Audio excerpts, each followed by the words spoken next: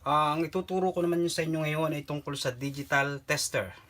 Kung mapapansin nyo, meron tayong mga piyesa diyan sa itaas itong tester, na kung saan ituturo ko sa inyo kung paano gamitin itong digital tester para mag-check ng mga piyesa.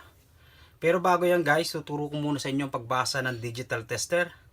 So mula dito guys sa baba, ito tinatawag na 200 mA, ito ay 20 mA, ito ay 2000 microampere, at ito ay 200 microampere. Ito guys ay ginagamit sa pag-check ng amperes.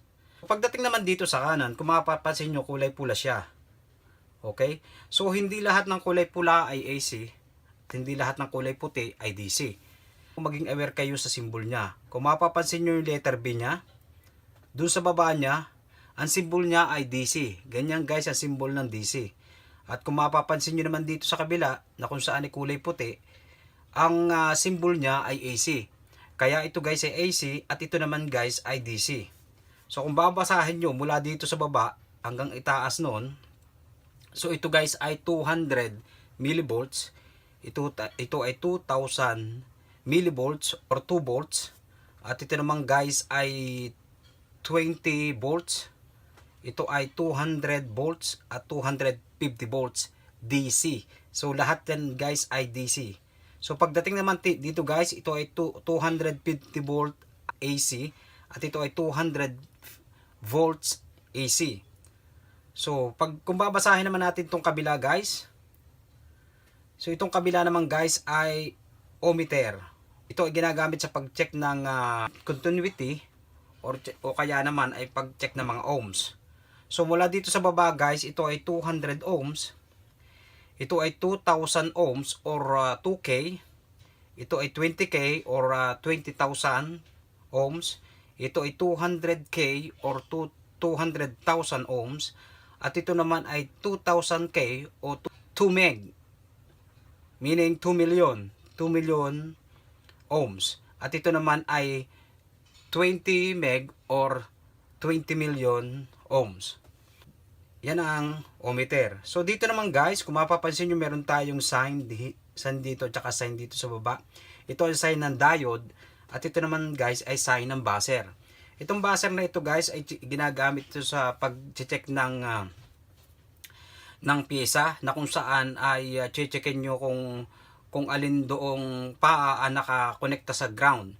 So kapag halimbawa checkin nyo kapasitor, kinakailangan isa lang sa paa ng kapasitor ang tutunog. Kapag chinik nyo yung pangalawang paa at tumunog, ibig sabihin shortage yung kapasitor o may shortage sa linya. Ganun lang guys ang paggamit itong buzzer. At ito naman guys, itong diode, ang paggamit naman itong diode guys ay ang pag-check ng mga diode na tulad nito. Dito chine-check. So pwede rin naman itong diode nito i-checkin din dito. Ngayon, ang problema minsan, nagkakaproblema tayo kapag nag-check tayo ng diode at ang ginagamit natin ito. Minsan lang yon. Pero ito namang guys na diode nito, kapag chinek nyo sa transistor, okay siya. Pero pag chinek nyo pag ginamit nyo naman itong ohmmeter na ito sa transistor, ay may pagkakataon na hindi siya gumagana. Kaya guys, malimit ang magagamit nyo kapag ganitong pangkaraniwang transistor ay diode din, kasi ang nasa loob ng transistor na ito ay diode. Ito ay may dalawang diode sa loob. Ito yung mga normal transistor. Okay? So naituro ko na sa inyo guys ang pagbasa dito sa mga numerong ito. Ngayon ituturo ko naman sa inyo ang pagse-setup. Setup niya guys. Kung kayo ay magbabasa ng voltahe, ang laging negative com nyo o negative probe ay sa gitna. So ito permanente na sa gitna. Huwag nyo nang babaguhin yan. So ngayon, ang babaguhin nyo lang dyan ay itong pula. Okay? So kung mag-check kayo ng voltahe, dito nyo siya ilalagay. Okay? Ngayon, kung mag-check kayo ng ampere at saka ohms, dito nyo siya ilalagay. Okay? Ganyan yung setup ng digital. So may tatlo siyang butas. Umpisa na natin ang pag-check dito sa mga piyesang ito. So ngayon ang una nating checkan ay mga battery. So kung mga battery ang ating checkin, natural na siya ay volts. So ilalagay natin siya dito. Okay. dahil siya ay 9 volts, unahin natin ng 9 volts na ito. So, hindi siya kaya ng 2000 millivolts. Dahil itong 2000 millivolts ay equivalent lang siya ng 2 volts. So, kaya ilalagay natin siya sa 20 volts. So, kapag checkin naman yung ito, lagi nyong uunahin ng positive, gaya na sinabi ko nung una. So itong side na ito positive at itong side na ito ay negative. So ilalagay nyo muna ang positive dito at ilalagay nyo naman ang negative dito. Tingnan natin. So siya ay may reading na 1.7 volts. So kung 1.7 volts ang reading niya sa 9 volts na given niya, ibig sabihin nito ay hindi na natin magagamit kasi napakababa na ng kanyang voltahe. Okay, tapos na tayo dito guys. So ngayon naman, ito naman natin checkin. Itong AA battery. So ganun pa rin ang pag-check nito guys. Lagi nyo hanapin ang positive. Ito yung positive. At ito yung negative. So ilagay nyo dito ang positive. Okay. Pagkatapos, okay, ilagay nyo dito ang negative. At pwede rin siya nakaset up ng 20 volts dahil napakaliit naman ang voltahe nito. Okay? So siya ay may reading na 1.61. Ibig sabihin magagamit natin itong battery ito dahil maayos pa yung kanyang voltahe. Kung bakit siya sumobra ay dahil sa kanyang amperahe, dahil bago pa siya. Okay? Ngayon guys, tapos na tayo sa battery. Kung gusto niyo makita ko pa paano man gamitin itong AC, so ibalik natin. Okay. So meron tayo ditong outlet. Tapos ganun pa rin ang setup. Ilalagay nyo siya dahil sa ang voltahe nito ay 120 lang, so pwede na siya sa 200. So kung 220 naman ang inyong checkin, ilagay nyo siya sa 250 para hindi masira ang inyong digital tester. Okay? So nakaset up siya ng 200. Okay, tingnan natin ang reading. Ito guys, kahit magkabaligtad, dahil naka-AC naman tayo, alternating current, kaya kahit magkabaligtad, walang problema. So ilagay muna natin ito dito. Okay. Tingnan natin ang reading. So reading niya ay 120.9 AC. So yun ang voltahe na nakuha natin dito sa outlet na ito. So ganun lang guys ang paggamit ng digital tester kapag ka sa voltahe naman ng AC. Dito lang naman nyo i-set up. So ngayon naman guys, tapos na tayo sa AC, kaya check naman natin ngayon ay itong mga piyesang ito. So hindi na siya nangangailangan ng voltahe, kaya ililipat na natin itong pulang ito dito sa mga pang-check ng ohms at saka ampere. Okay? So lagay natin dito. Una natin checkin itong diode. Okay? So sa pagse-set up ng diode, kung gusto niyo ma-check yan, ilalagay nyo rin sa diode. Okay? Nakita nyo yan, may diode dito. So ngayon guys, para sa inyong kaalaman, kung ang gagamitin nyo ay analog tester, magiging palo kasi sa analog tester nitong diode nito ay nakaayon siya na kung saan itong may guhit nito ay positive sa analog tester at negative naman yung walang guhit sa analog tester. Ngayon, iba dito guys sa digital. Sa digital guys, baligtad. Kapag ka ito ay iniayon ko, let's say itong pulang ito ilalagay ko dito sa positive, wala kayong makukuhang reading guys. Pakikita ko sa inyo. Okay? See? Ito guys, ang ibig sabihin nito guys ay 0L o 0 line. So kung mapapansin nyo, wala siyang resistance. Okay? So pag binaligtad ko ito guys, let's say ganito, kukontrahin natin yung symbol niya. Dito natin lalagay negative. So dito kayo makakakuha ngayon ng numero. See? Nakita nyo? So nakakuha tayo ng 148. Okay? So pag binaligtad ko yan guys, gaya na sinabi ko sa inyo, ang diode ay papalo siya sa kabila at sa kabila naman ay hindi. Pagdating naman sa digital, may numero siya sa kabila at sa kabila naman ay wala. So ganun ang mangyayari pagka diode ang chinecheck nyo. So wala. See? So ibig sabihin, kapag kaganyan na nakita nyo, good itong diode dito. So i-try nyo, o i-try natin i-check dito. So gamitin natin itong 200 ohms. Okay, okay. Kinontra natin. So ganyan, tumatakbo siya ng 105.7 sa setup na 200 ohms. Okay? So pag binaligtad nyo siya, dapat wala kayong makikitang numero dito, maliban dito sa symbol na ito. Okay?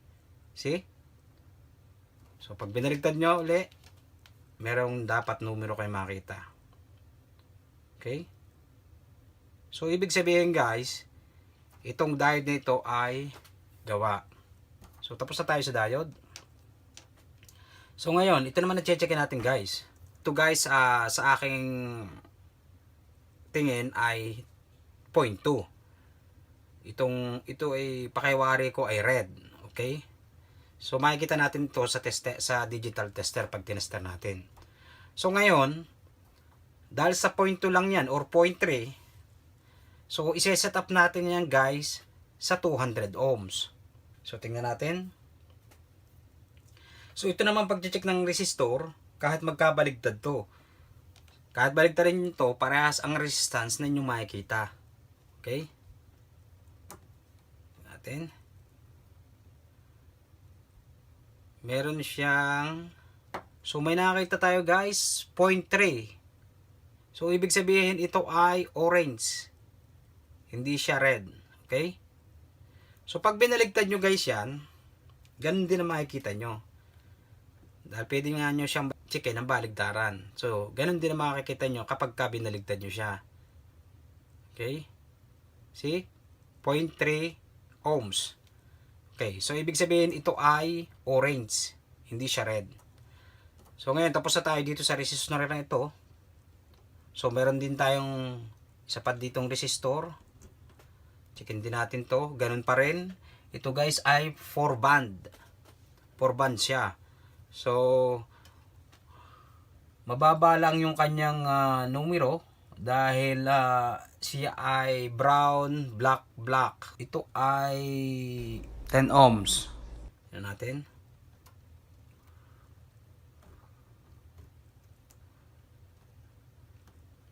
So, wala. Tingnan sa kabila. Baliktarin natin. Wala. So, ibig sabihin guys, itong resistor na ito ay sira. At ang tawag guys sa sira ng resistor na ito ay open. Dahil wala kayong makitang numero sa digital tester. Ngayon kung siya naman ipapalo at sumubra naman yung kanyang numero na lumampas siya sa numero na dapat niyang given, ay shortage na itong resistor na ito. Hindi na rin siya magagamit. So tapos na tayo dito sa resistor.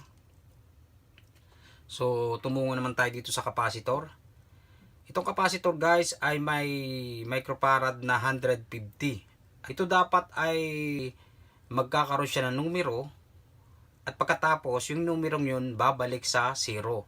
At itong pag-check nito guys ay baligtaran. Ganun din kapag binaligtad nyo, magkakaroon din siya ng numero. Pagkatapos babalik siya sa 0.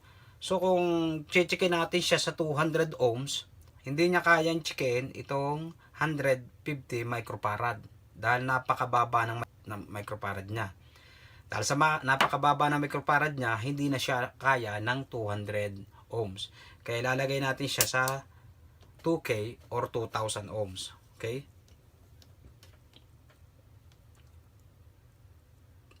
So may numero na siya. At kung mapapansin nyo, nagkaroon siya ng numero, pagkatapos biglang nag-0 siya. Kung checkin nyo ito sa analog tester, papalo siya, at pagkapalo niya, babalik siya sa 0.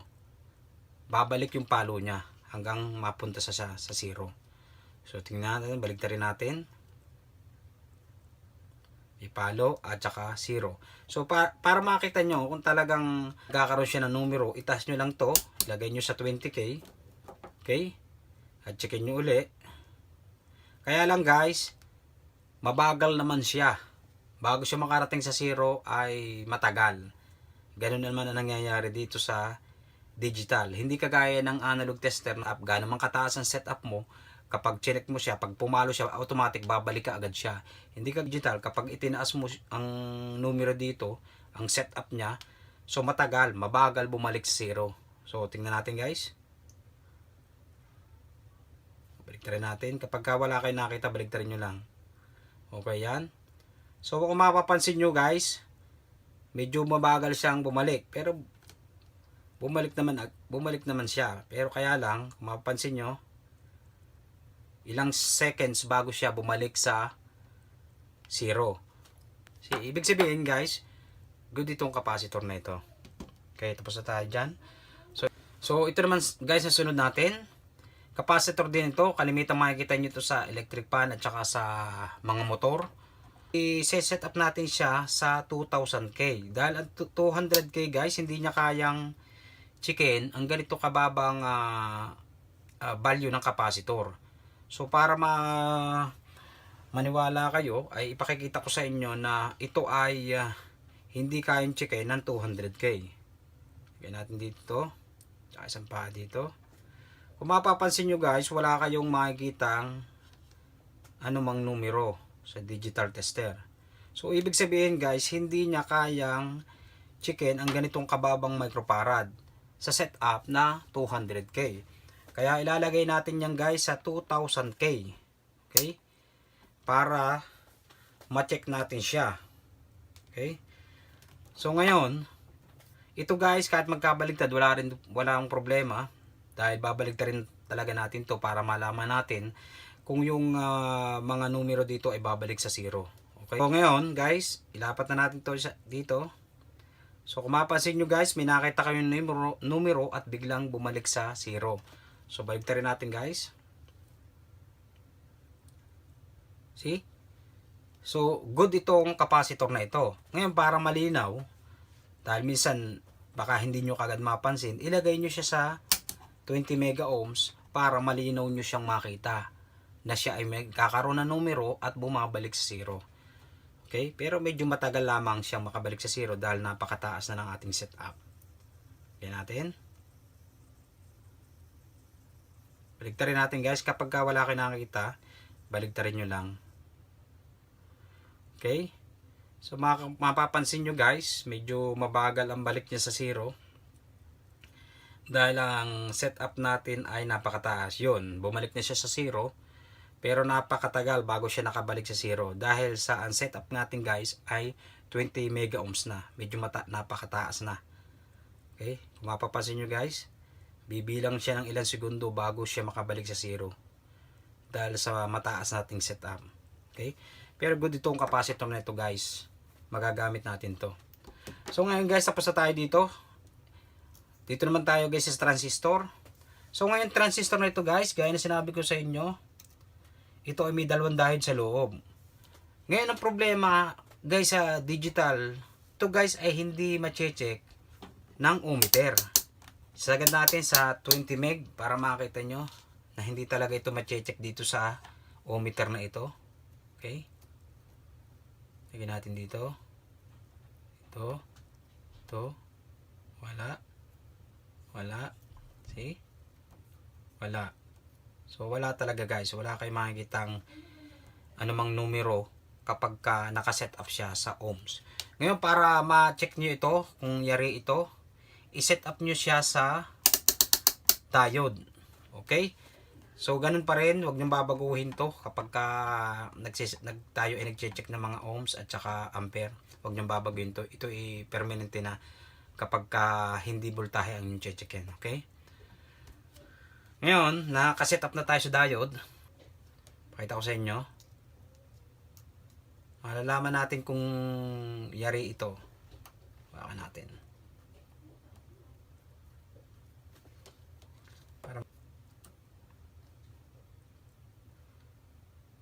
So, ang gitna niya ay negative. Tingnan natin itong tabi.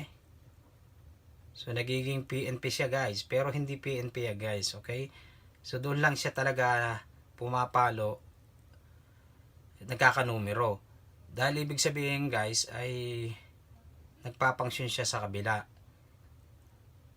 Kaya sinabi ko guys, kabaligtaran ang function nito sa analog. Okay? Ganun kasi ang nangyayari kapag pinag-combine natin. Kasi dito sa digital guys, kakaroon siya ng numero kapag ang positive nyo ay lalapatan nyo ng negative. At yung negative nyo ay lalapatan nyo ng positive. So ganun na nangyayari guys. Pero ganun pa rin siya, hindi magbabago. Ang kon nga lang guys, kung makikita nyo sa analog, pumapalo siya pagkatapos sa kabila ay hindi. Yun yung guys na nangyayari dito, 0 pagkatapos may palo siya na numero. Okay? Akala lang natin baligtad ang function, pero ang totoo niyan guys, wala siya maipakitang numero kapag binaligtad niya. Kasi nga digital ito guys. Ito ay kinakailangan magpakita siya ng mga digit dito o numero. Okay? So ulitin natin guys. So nakita natin na ito ay may numero. At dito sa kabila guys ay may numero din. So naka-steady lang yung block nyo sa gitna. So pag binaligtad natin yan guys, dapat wala kayong makikitang numero. Okay? Dito naman natin ilagay yung positive at dito negative. See? So walang numero, di ba? Ibig sabihin guys, gawa itong transistor na ito. Okay? So guys, inuhuli ko itong transistor na ito dahil ito ay switching transistor. Medyo masaya lang ang pag-check nito. So ganun pa rin guys, nakaset up siya sa diode sign. So ipakikita ko nyo sa inyo kung paano mag-check nito. Ang pag-check nito guys, hahanapin nyo ulit kung saan siya nagkakaroon ng numero. Wala. Tingnan natin sa kabila. Wala. So baligtarin natin. Lagyan natin ito dito. Wala. Dito. Yun. May nakuha tayong numero. Isang numero lang ang nakakuha nyo. Ibig sabihin talaga, switching to. Dahil ang normal na transistor ay may makukuha kayong tatlo. May makukuha yung positive, negative, positive. O kaya, negative, positive, negative. Dapat yun na makuha. Kaya ito guys ay switching. So meron tayong 18 dito. Pag dito sa kabila ay 0. So ngayon, kapag dinadampi ko siya dito guys, hindi siya nagbabago. Meron pa rin siyang numero. Ibig sabihin guys, kapag gano'n na nakikita nyo, mali ang setup ng inyong probe. So baligtarin nyo yung itim. Gawin yung positive o pulang probe. Okay? At ngayon, ito ngayon ang igala nyo. Para makita nyo kung talagang switching siya. Dahil dapat mapapunta siya sa 0. Okay? So, tingnan natin ulit ito. So, kung mapapansin nyo guys, so meron siyang 34. Ngayon guys, kapag ito guys ay dinampi ko dito sa kaliwang paa niya, dapat magsisiro na ito. Okay? So, 36 siya. So, idadampi ko ngayon to guys, dapat siya ay magsisiro ngayon dapat to. Kasi idinampi ko na doon. Yun ang switching. Kung yari talaga to. Okay? See? So, dinampi ko na siya, 0. Ibig sabihin, good itong switching transistor na ito at nagsiswitch siya. So, para ma-check nyo uli siya, dahil wala na kasi kayong makikita pang numero dyan, kahit pag lipat-lipatin nyo pa yan. Ang gawin nyo guys, ibalik nyo ulit itong itim na ito, itong black probe sa gitna. Okay? Pagkatapos, ilapat nyo itong pula dito sa kanang paa niya. At may makikita kayong numero. Okay? Ngayon, dahil sa sala ang setup niya, kahit yan ay itouch nyo dito, okay, at ibalik nyo, may numero pa rin yan guys. Ibig sabihin, sala yung setup ng inyong probe. So, para tumama yan, baguhin nyo, ilagay nyo yung pula sa gitna. Okay?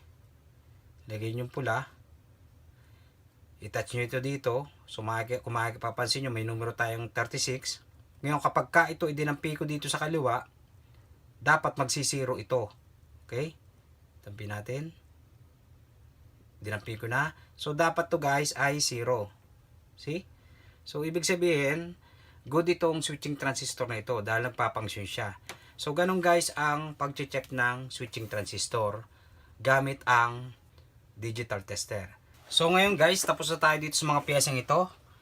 At ang atin namang checkin ngayon ay ang amperahe. Ito yung setup ng amperahe. Kung makikita nyo, meron tayong 200 mA, meron tayong 20 milliampere, meron tayong 2000 microampere at 200 microampere.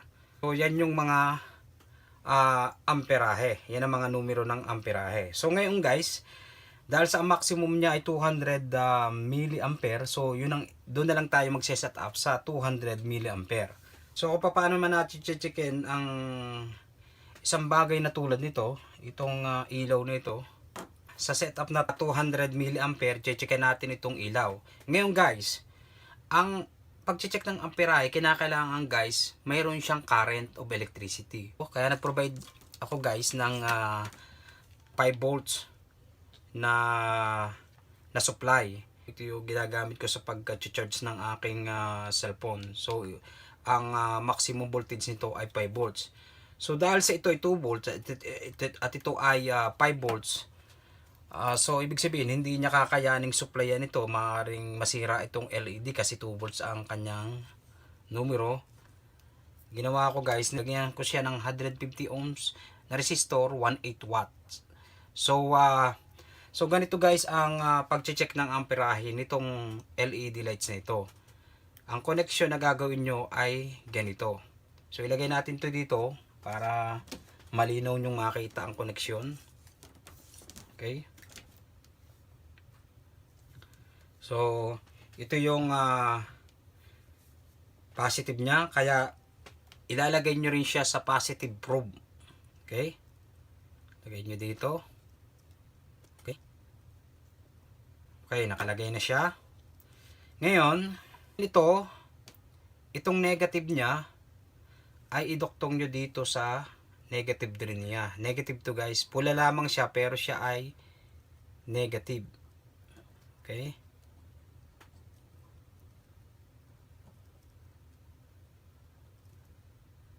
Kaya hawakan na lang natin guys. So hawakan na lang natin. Ngayon, itong negative probe niya, which is kulay itim, ito, ilalapat nyo dito sa positive niya na sign. Meron, kung mapapansin nyo, may negative, may positive sign dito. Ilalapat nyo itong negative probe nyo dito para lumingas itong ilaw. LED lights. Kapag lumingas na itong LED lights, makakakuha na tayo ng amperahe. Yon. So, dahil sa lumingas na siya, nakakuha tayo ng 114.4. So, kung paano nyo babasahin yan, ay naayon sa inyong setup. Ito, nakasetup ka siya sa 200 milliampere at nakakuha kayo ng 114.4 milliampere ang amperahe nitong LED lights.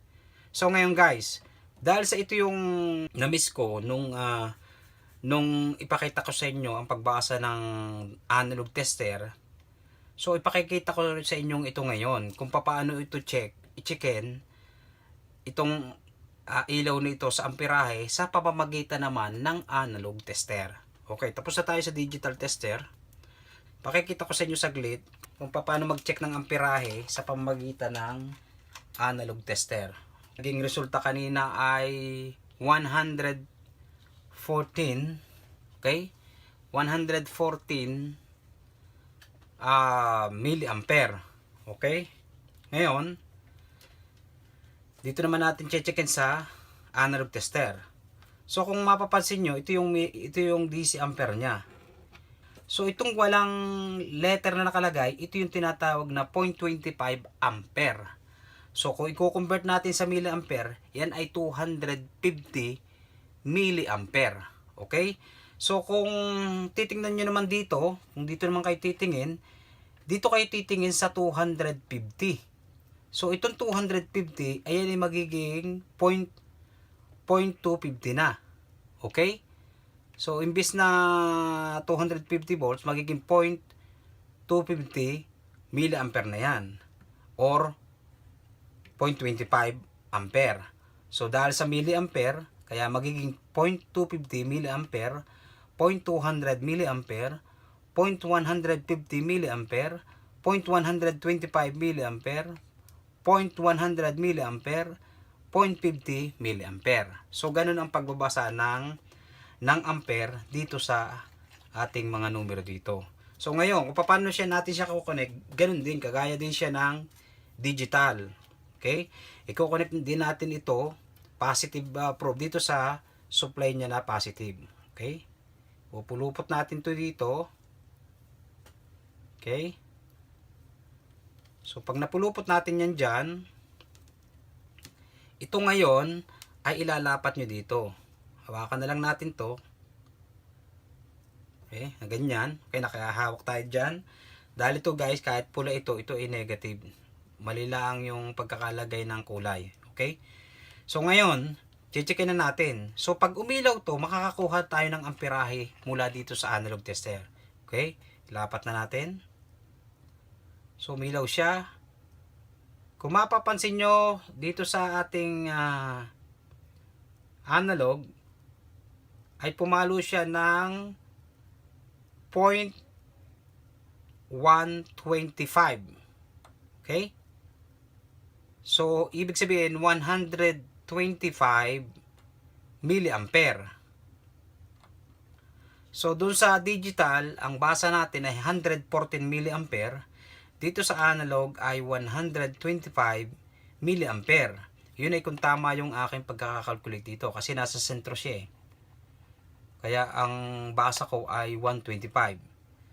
So 125 milliampere ang nakuha natin sa analog tester. So ganun guys ang pag-check ng ampere gamit ang analog tester.